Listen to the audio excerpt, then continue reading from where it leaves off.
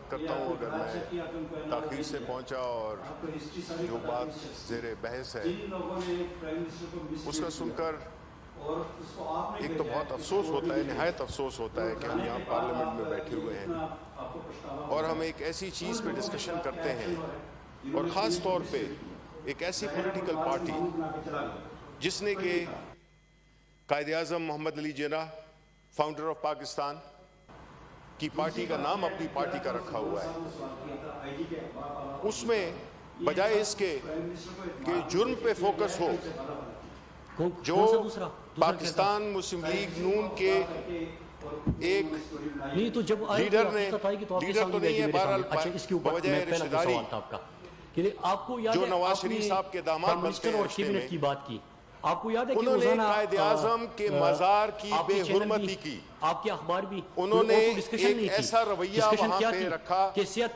کو کہ Peoples party کے اپنے چیف منسٹر بھی مان رہے ہیں کہ انہوں نے غلط کیا۔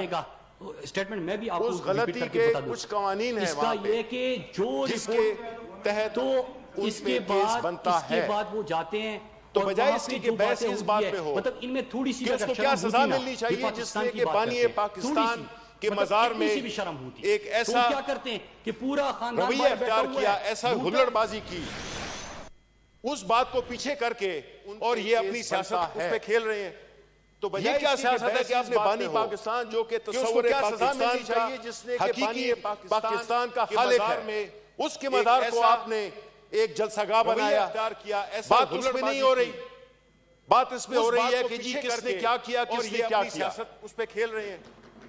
آپ کو ادھر بحیثیت پاکستان مسلم لیگ نون حقیقی پیپلز پارٹی کا خالق ہے، میں نے مجھے اس چیز کا افسوس ہے کہ میں نے اس کی تقاریر نہیں سنی، ورنہ میں اس کا مفصل جواب دیتا، بات اس پہ ہو رہی ہے، میں اس کا مفصل جواب دیتا اور انشاءاللہ کل بھی دوں گا، تقاریر سن کر میں ان کا جواب دوں گا کہ انہوں نے جو اصل واقعہ ہے، یعنی قتل ہو گیا جو مقتول ہے اس کے بارے میں بات نہیں ہو رہی، مجھے اور چیزوں کے بارے میں بات ہو رہی ہے۔ آپ اس واقعے پہ اپنی سیاست کرنا چاہتے ہیں، آپ اس واقعے پہ میں اس کا مفصل جواب دیتا اور انشاءاللہ کنفیوژن پھیلانا چاہتے ہیں، آپ کی پولیس جواب دوں گا، آپ ہی وہاں کے، آپ انہوں نے جو اصل واقعہ ہے یعنی وہاں پہ قتل ہو گیا تھا، آپ تو اپنی پولیس، اپنی خاندانی پولیس بنا کے رکھنا چاہتے ہیں، آپ کو تو بحیثیت پاکستانی آپ کو اس واقعے کو کنڈیم کرنا چاہیے تھا اور فوراً اس پہ ایکشن لینا چاہیے تھا۔ اب دو کمیٹیز بن گئی ہیں، اب دوسری دو کمیٹیز بن گئی ہیں اور اس میں یہ سیاسی دباؤ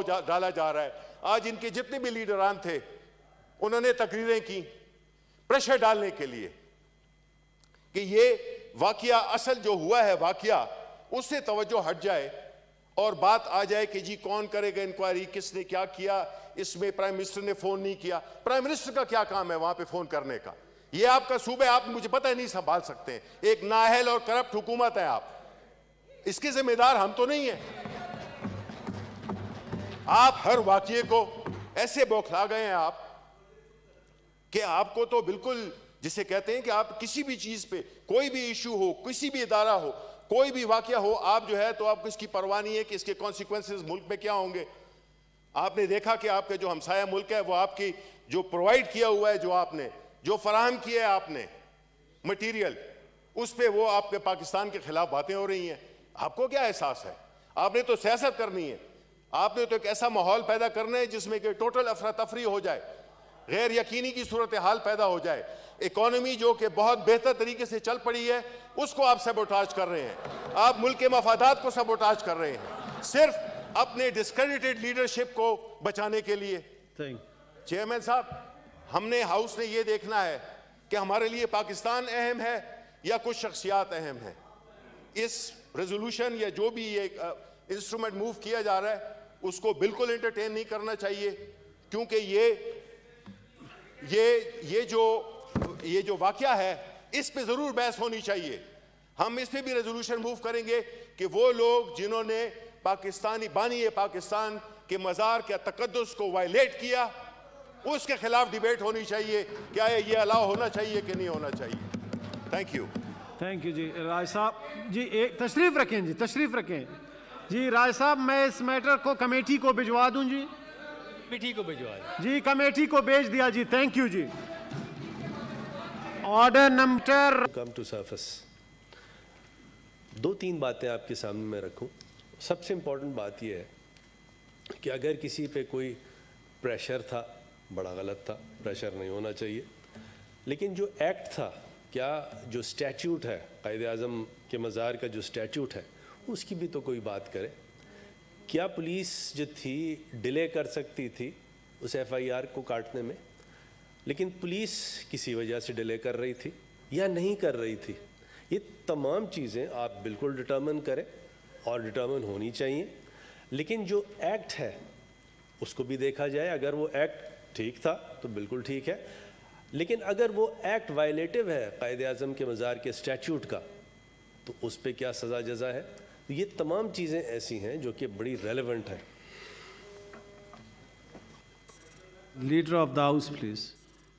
लीडर ऑफ द हाउस जी, उन्होंने दो तीन बड़ी जी leader of the house please. या बड़ी अहम बातें की गई इसमें। Leader of the house please खड़े हैं जी।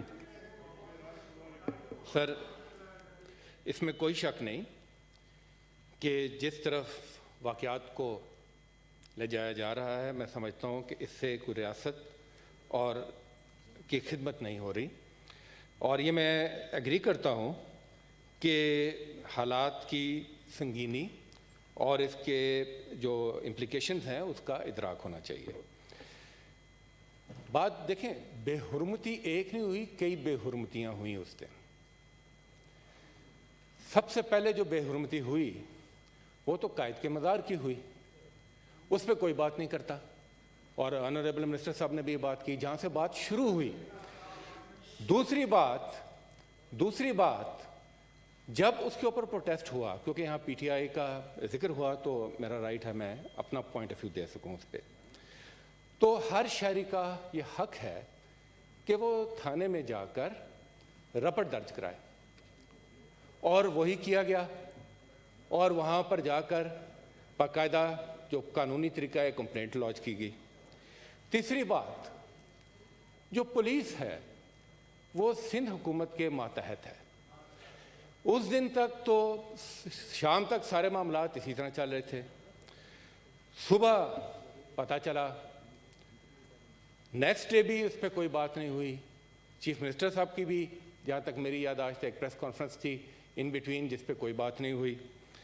और बाद में ये एक बयान आया ज़ुबैर साहब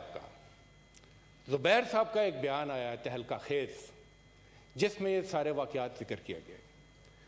अब उनके बयान की क्या कानूनी हैसियत है, वो कितना ऑथेंटिकेटेड है, क्योंकि हम अभी कुछ बयानात उनके कुछ अर्सा पहले भी देख चुके हैं आर्मी चीफ से मुलाकातों के हवाले से।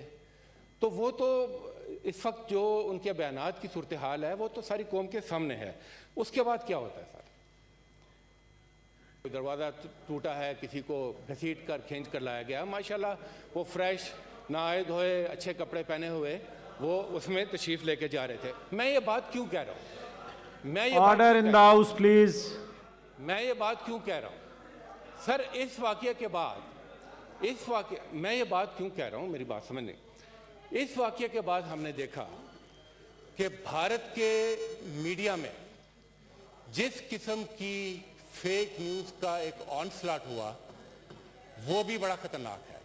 तो ये तमाम हालात और ये तमाम जो एनवायरनमेंट बन रहा है, ये इस वाक़ये की और इस वाक़ये की जो संगीनी है, चांडियो साहब प्लीज सुनें जी। वो इस बात का तकाजा करती है कि तमाम फैक्ट्स इंक्वायरीज के थ्रू कौम के सामने आने चाहिए, ताकि दूध का दूध और पानी का पानी हो, और हम उसके leader of the opposition please. Leader of the opposition खड़े।